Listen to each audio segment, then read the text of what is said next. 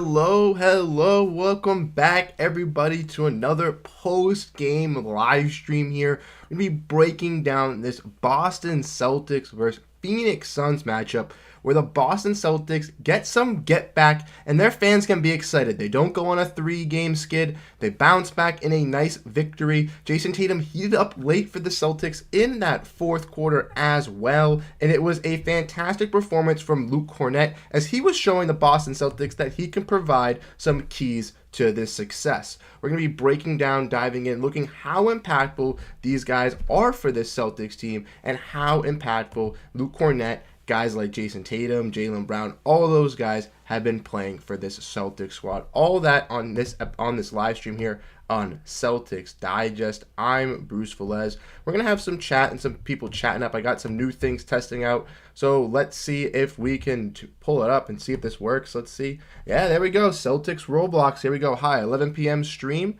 Never mind. Yeah, we got an 11 p.m. stream for everybody here tonight. We're going to be breaking down the Celtics stuff. I brought some new stuff in here as well, so we'll see how this works. Let me know if you guys can see this. Let me know if it's guys working. But 11 p.m. stream. Yep, we got this. Every post-game live stream, Celtics Roblox. We're going to be here breaking it down. We had one versus the Denver Nuggets where it was an 1 a.m. live stream basically here in, the Massachusetts area. But it was a fantastic one. Even though the Celtics lost, we still had some great reactions from everybody. Jason Tatum was clutch for once, you say. Clutch Roblox. I do agree. Jason Tatum had a lackluster first quarter for the Boston Celtics first half as well. Jaylen Brown, heated up for the Celtics in that first half. But like we mentioned, Jason Tatum came up clutch, hitting some big-time threes. We'll be diving in and looking at all of that as well. Contrary to popular belief, Tatum played average at best, said Yao Fernandez. He wasn't very involved in the first half and third quarter. I totally agree. I desperately think that, he needed to turn on the Jets and help out with this Celtics squad, help them out in a little bit different than what this team was doing. But ultimately, he's been a, solid piece for this Celtics team, and he's helped out. But let's dive in and look at some other things, breaking down this Celtics squad as we look at, the pluses and the minuses from this game, because in all actuality, there was some good things that happened, but there were some bad things as well. The Celtics, like we mentioned, had some bad turnovers, which was not that great, unfortunately, for this squad. And they also, had some slumps on the offensive side of the ball. If we want to dive in and look at this, we can see obviously the Celtics came out, shot roughly around the same percentage with the Phoenix Suns, a little bit worse, but shot better from three-point percentage. Did not have the greatest three-point outing in the beginning, but they did have a fantastic three-point outing at the end there, picking up late in the fourth quarter, like we've mentioned, Jason Tatum heating up for this Celtics squad. Free throws continue to still be an issue for this Celtics team, 10 for 13 from the line. Jaylen Brown did miss some key ones down the road. Like Keith Smith said, and he tweeted out, if the Celtics are going to want to be able to win these types of games, be able to, get into these type of calls, Jaylen Brown needs to be able to work on his free throw game. He did excel at most of them, but missing those two late at the game gave some Celtics fans some hiccups. Obviously, the Celtics out rebounding 43-31, playing some solid defense as well as they basically locked in, and we got to see Jrue Holiday and Derek White really facilitate and work as great playmakers for this Celtics squad, which I was personally very, very ecstatic to see, because I think that this team running with the, point guard way of Jason Tatum and Jaylen Brown hasn't really worked out for this Celtics squad, and it has had some issues with this team as well. Luke Kornet outscored Tatum in the first half. He did. Luke Kornet absolutely dominated in this Celtics game, and we're going to be diving in it and kind of looking at how his role could be for this Celtics squad. In my personal opinion, I still think he can be, a viable piece for this Celtics team. I know that a lot of fans were looking for Xavier Tillman, but I think that he brings some great versatility that this Celtics squad has yet to see. We obviously have, Xavier Tillman being a guy who can play against some of those slower bigs like Nikola Jokic, but having Luke Kornet to go up against guys like Bol, Drew Eubanks, even the lankier guys like Kevin Durant, I think desperately helps out this Celtics team with their length and size. But like we mentioned, we're going to dive in and look at this Celtics game tonight. Jason Tatum, like we mentioned, heated up late in the game, 11 for 28 from the field, 5 for 9 from 3. Lackluster first half, but 10 rebounds, 7 assists, and 29 total points.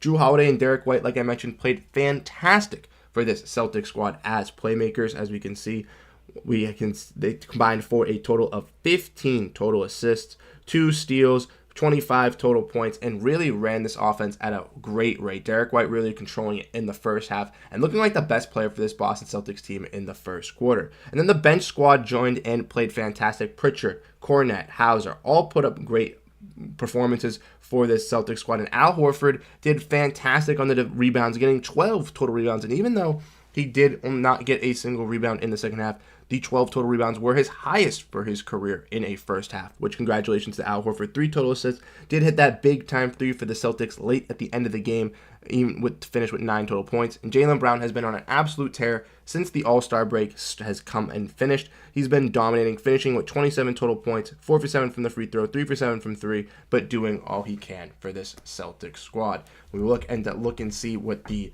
Phoenix Suns did. Kevin Durant came out and kind of showed that the Celtics maybe possibly should have given up Jaylen Brown for him, dropping 45 points, 10 total rebounds, and 6 assists without Devin Booker. Bradley Beal had a decent game as well, finishing with 25, but late in the end of the game did not really show up. And besides that, the Phoenix Suns had no bench scoring, which ultimately cost them their loss, as the Celtics had a little bit better on the offensive rebounds, which is, a key factor for them to fix, and they did great on their bench scoring, which is also a better factor for the Celtics' success, and why I think the Celtics came out victorious in winning this game, and explains why I'm so happy about this Celtics squad. Like I said, let me know your guys' thoughts and opinions down below in the comment section as well, so we can break down what you guys personally think about this Celtics team. But like I've mentioned in the past, I really, really like this Celtics squad. I think that they can be, clear contenders. We've, heard from the media, we've heard from the people the last couple of days that the Celtics team is not prepared, that the Celtics team is not ready to go, that the Celtics team, has some issues. But in my personal opinion, we've seen guys like Jason Tatum come out of his slump tonight and prove that he can be a top-tier player. Jaylen Brown has been dominating, like I mentioned, since the All-Star break, averaging 28 points, putting up 27 tonight to kind of mix and match with that average. Clearly shows that he's on a mission to be one of the Celtics' best primary scorers for the second half of the season. And with Kristaps Porzingis not being available tonight for the Boston Celtics as well, you have to have guys like Jaylen Brown and Jason Tatum push and step up, especially, and they did that tonight. Also, we saw, like I mentioned, Derek White step up big in the first quarter, looking like the best Celtic in that quarter, and Drew Holiday just looking like a tenacious defender and looking just like a great guy to have on this Celtic squad. But Luke Kornet is the main guy I kind of want to mention. Let me know what you guys think about Luke Kornet in the comment section down below, because in my personal opinion, I think he played fantastic. He was finding his roles. He knew where to be every single time for this Celtic squad, and he ultimately was just, in the right spot at the right time, being able to finish for the Celtics team. Like we mentioned, let's look at Luke Kornet's stats tonight. 6 for 7 from the field. Yes, most of these are put back dunks or, him just finishing at the rim. But that's what you want to look for, a 7-foot guy that's a lob threat. That's what he's used for. That's his type of game. He put up a total of 6 total rebounds, 3 offensive, 3 defensive, which he did lead the Boston Celtics in offensive rebounds, tied with Al Horford and Jason Tatum, but that is something big to see, as that is an issue with this Celtics squad, is the offensive rebounding. But he did have a block, 14 total points, 12 on the plus. And if we want to look at this Celtics team, everybody was in the plus besides J.D. Davidson and Jaden Springer, who, got the end of the bench minutes, didn't even play a full minute there. But everybody from the Boston Celtics, even Al Horford, who finished at a even 0, got a positive plus-minus tonight, which shows you that the Celtics excelled on both sides of the floor. The Celtics did have some spurts where they did look like it was going to be a little bit shaky on the offensive side, where the Phoenix Suns were coming back and hitting some big-time shots. We did see some runs from Kevin Durant. We did see some runs from a guy in Bradley Beal, but it was an effective game from the Celtics squad. We got a comment here from Daniel Sterling saying, I don't know if I mind Tatum starting off the game, letting the rest of the team get going. I feel like the games Tatum goes in trying to form to get to be that guy, that's when he plays the worst. Yeah, I can agree with that. I mean, he did play very, very solid versus the Cleveland Cavaliers, like we did see on Tuesday night, but he did unfortunately, have a very, very disastrous second half, which ultimately led to the Celtics choking a 20-point lead in the fourth quarter to the Cleveland Cavaliers. So I could see what you're saying. Kind of running the ball through running the ball through Brown in the first half has really worked for the Celtics. Jaylen Brown is leading the league in first quarter total points and is a dominant first half player, averaging above 18 points ever since he's been back in the All-Star break in the first half, and averaging 28 in total, which just goes to show you that he can be, a big contributor for this Celtics team in the first half if they let him go and take control, kind of change the tempo. And then if the threes aren't falling, let Jaylen Brown control the rack. Let him drive to the rim. Let him be able to, effectively do that. And if we can see those types of moves and those types of stuff happen with this Boston Celtics squad, I truly believe that we can see some exceptional gameplay and some exceptional games from guys like Derek White, like Drew Holiday, who truly stepped up, like we've mentioned, for this Celtics squad. I'm just a really big fan of how they played tonight, honestly. Just bouncing back after that loss was a big thing that the Celtics did need, because a lot of fans definitely would have been very, very mad if the Celtics did lose this game to the Phoenix Suns, taking their first 3-game losing streak, especially losing to a team without Devin Booker. This was a necessary win, and the Celtics fought very, very hard to pull off a fantastic victory. And I'm truly ecstatic that the Celtics were able to pull out a victory and get this done, because like I mentioned, this is what we want to see, and this is what the Celtics fans want to see. Once again, guys, we do it the right way. Let's give the coaching staff credit. Let's give the players coming off the bench credit. I can see number 18. We just need to do more consistently. I totally agree, Roberto. Like we mentioned, the last couple of games, the Celtics bench hadn't really performed. Versus Denver, the Denver bench clearly outperformed this Celtics bench. But tonight, we got to see the Celtics bench actually come alive. We saw a great game from Luke Cornett, like I mentioned. We want to look at the box score. Sorry, your name's covering, but we can see some other great performances as well. Sam Hauser, even though he was 1 for 5 from the field, did play great defense, have 1 total block, and finished with 3 total points. And Peyton Pritchard, 4 for 6 from the field, 2 for 4 from 3, and a plus 13. Not forget to mention Al Horford stepping up big. Yeah, didn't do solid on the offensive side, 4 for 12. But Al Horford isn't notoriously known that. He's a glue guy. He's a guy that's going to be doing the intangibles for the Celtics. If he can hit his threes and hit that big-time shot like he did in the clutch for the Celtics, that's when we need him to hit that shot. And if he can only hit that one shot, perfect. If he can do everything else by getting those 12 total rebounds and getting a total of 3 offensive and 9 defensive rebounds in the first half, clearly puts the Celtics over the top, and helps them out in getting key victories and dominating in this first half like we saw. Roberto says we have the team to beat anybody today. Was not the best day, but it gives us a lesson on how to come back from losses. We still got this 18. I totally agree. The Celtics team also, like you mentioned, didn't play at its, peak performance. I truly think that this peak performance that we saw of the Celtics squad came on Sunday when we played the Golden State Warriors. Clearly, Jaylen Brown felt disrespected. Clearly, that Celtics team really wanted to send a message to Golden State after, losing to them on that home court in the finals. So it was a true statement game from the Celtics squad, and we saw them show on both sides of the floor what they can do at their best effort. And I truly think that we'll be able to see some of those effort games here and there sporadically. Now, obviously, I know that in the regular season, they're trying their best. They're going to be going their hardest, but they're not gonna.